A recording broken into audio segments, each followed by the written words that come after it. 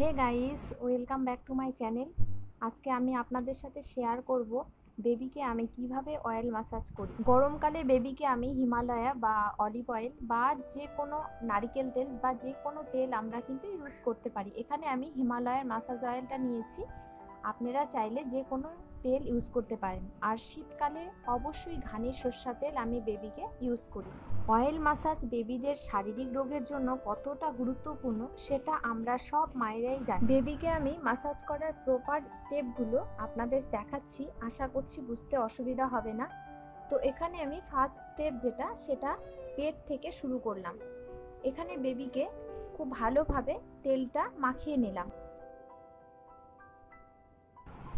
নিচ থেকে ওপরের দিকে আলতোভাবে টেনে টেনে হাতের মধ্যে আমি রাউন্ড করে ঘোরাচ্ছি।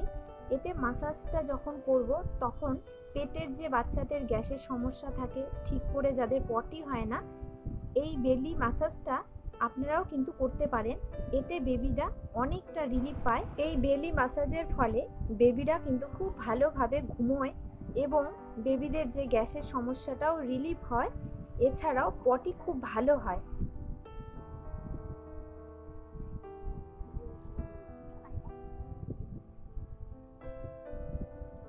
বেবিরা যখন মায়ের গর্ভে থাকে তখন পুরো গুটিয়ে থাকে, তাই বেবিদের হাঁটুর ভাঁজ ও হাতের ভাঁজ হয়ে থাকে। তাই প্রতিদিন তেল মালিশের সাথে সাথে এবং সময়ের সাথে সাথে এই প্রবলেমটা ঠিক হয়ে যায় বেবিদের। তো আমরা যদি প্রতিদিন বেবিদের এইভাবে তেল মালিশ করি তাহলে বেবিদের রক্ত সঞ্চালন বৃদ্ধি পাবে এবং বাচ্চারা খুব আরামে ঘুমোবে আর কান্নাকাটি কম করবে এবং খুব আরামও পাবে। বেবিকে যখন আমি তেল মালিশ করি তখন ওর চোখে চোখে কথা বলি, হাসি, দুষ্টুমি করি, আবার গানও শোনাই।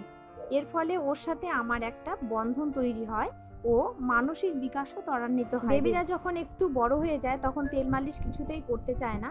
দেখুন, এই যে আমার বেবি একটু বড় হয়ে গেছে, তো তাই ওকে কিন্তু খুব কষ্ট করে তেল মালিশটা করতে হয়। আর দেখুন, ওর সাথে আমি গান করছি, খেলা করছি, বিভিন্ন ধরনের খেলনা দিয়ে ওকে ভোলাচ্ছি।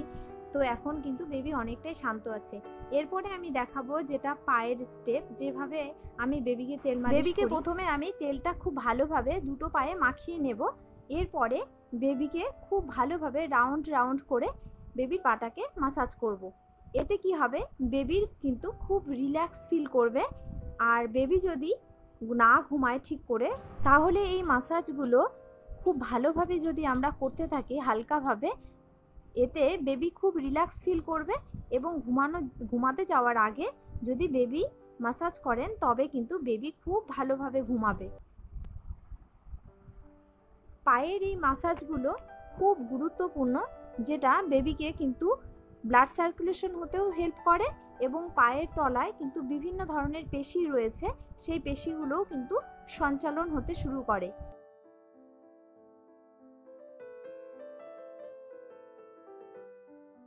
যেসব মায়েরা জানেন না তাদের উদ্দেশ্যে আরেকটি গুরুত্বপূর্ণ কথা বলি, বেবিকে তেল মালিশ করার সাথে সাথে একদম স্নান করাবেন না।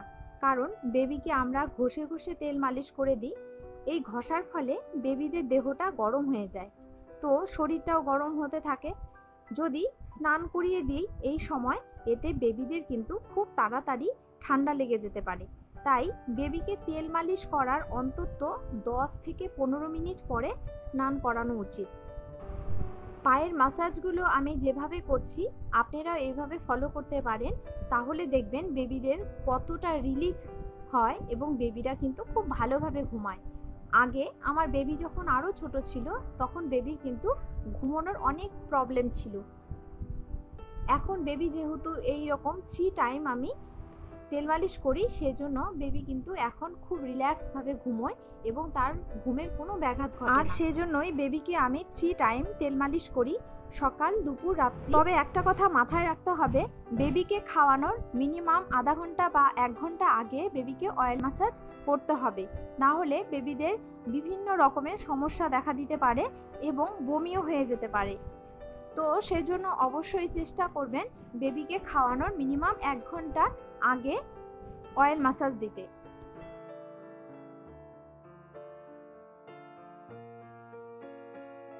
এরপরেই আসি বেবিদের ফেস ম্যাসাজ।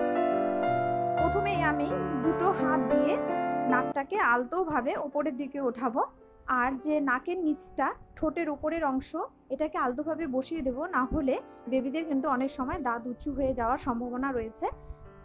তো দেখুন বেবি একদমই ফেসে ক্রিম মাখতে চায় না বা কোনো না মুখ ছোঁয়াতে দেয় না, তাই ওকে আমি নেক্সট পার্টটা দেখানোর জন্য উল্টিয়ে দিলাম। এবারে পিঠের অংশে আমি খুব ভালোভাবে তেলটা মাসাজ করব। প্রথমে আমি তেলটাকে খুব ভালোভাবে মাখিয়ে নিচ্ছি গোটা পিঠে। এরপর হাতটাকে ক্রস করে বেবিকে খুব আলতোভাবে আমি মাসাজ করছি। দেখুন বেবি একটুও ব্যথা যায় সেদিকে আমাদের লক্ষ্য রাখতে হবে, সেজন্য পিঠে আলতোভাবেই মাসাজটা করতে হবে। যেহেতু বেবিদের স্কিন খুব সেনসিটিভ হয়, সেক্ষেত্রে আমাদের এটা মাথায় রাখতেই হবে। এরপরে পায়ের অংশে আমি ভালোভাবে অয়েলটা মাখিয়ে নিলাম। সেমভাবে প্রথমে যেভাবে আমি পায়ের সামনের দিকটা করেছিলাম সেইভাবে আমি আলতোভাবে চেপে চেপে দিচ্ছি। এতে বেবি কিন্তু খুব ভালোভাবে রিল্যাক্স ফিল করছে।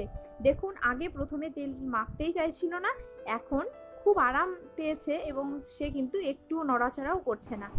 আর বেবিদের যে পায়ের তালুটা আছে সেটাকে খুব ভালোভাবে মাসাজ করতে হবে। বেবিদের যে পেশিগুলো থাকে সেই পেশিগুলো কিন্তু খুব ভালোভাবে সঞ্চালন হবে আর বেবিরা খুব রিলিফ বোধ করবে। আর এখানে পায়ের যে আঙ্গুলগুলো রয়েছে সেগুলোকে খুব ভালোভাবে টেনে দিচ্ছি। এতে কি হবে, পায়ের ভাঁজ যে পায়ের যে আঙ্গুলগুলো রয়েছে সেগুলো কিন্তু একসাথে চেপে যাবে না। বড় হলে এই পায়ের আঙ্গুলের ফাঁসগুলো যদি চেপে না দেওয়া হয়, একটু টেনে টেনে না দেওয়া হয়, সেগুলো কিন্তু একসাথে লেগে যায়। এর পরের যে গুরুত্বপূর্ণ বিষয় সেটা হলো বেবির মাসাজ অয়েল করার পর বেবিকে অবশ্যই ব্যায়াম করিয়ে দেওয়া উচিত। এইভাবে একটা পা আর একটা হাত এইভাবে টেনে টেনে আলতোভাবে যদি ব্যায়াম করিয়ে দেওয়া হয় সেমভাবে দুটোই, তাহলে বেবিদের যে গ্যাসের সমস্যা থাকে সেটা অংশে রিলিফ করা যায়, বেবি গ্যাস কমে যায় এবং বেবি চাহিদাটা দ্বিগুণ বেড়ে যায়। আর এইভাবে বেবিকে আপনারা করিয়ে দেখবেন যে বেবিদের কতটা খিদের চাহিদা বেড়ে যায়। এইভাবে দুটো পা মাথার মধ্যে 3 থেকে 4 বার ঠেকাতে হবে আর দুটো হাঁটুই অল্টারনেট করে পেটের মধ্যে ছোঁয়াতে হবে। এটাও কিন্তু খুব ভালো একটা গুরুত্বপূর্ণ ব্যায়াম, যেটা বেবির খিদের চাহিদা দ্বিগুণ বাড়িয়ে দেবে।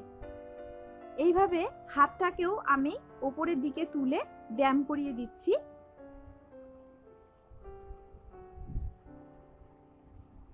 বেবি কিন্তু ভীষণ খুশি এই ব্যায়ামগুলো করিয়ে, ওর কিন্তু অনেকটা ভালো লাগছে এবং রিল্যাক্স বোধ করছে।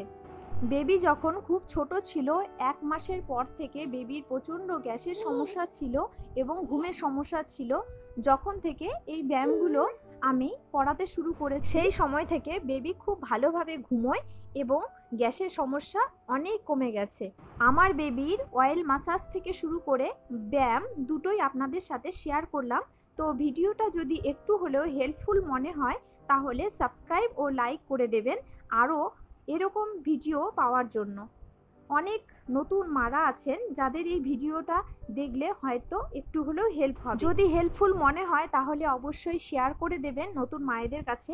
তাহলে ভিডিওটা আজকে এই পর্যন্তই রাখলাম, দেখা হচ্ছে নেক্সট ভিডিওতে। ধন্যবাদ।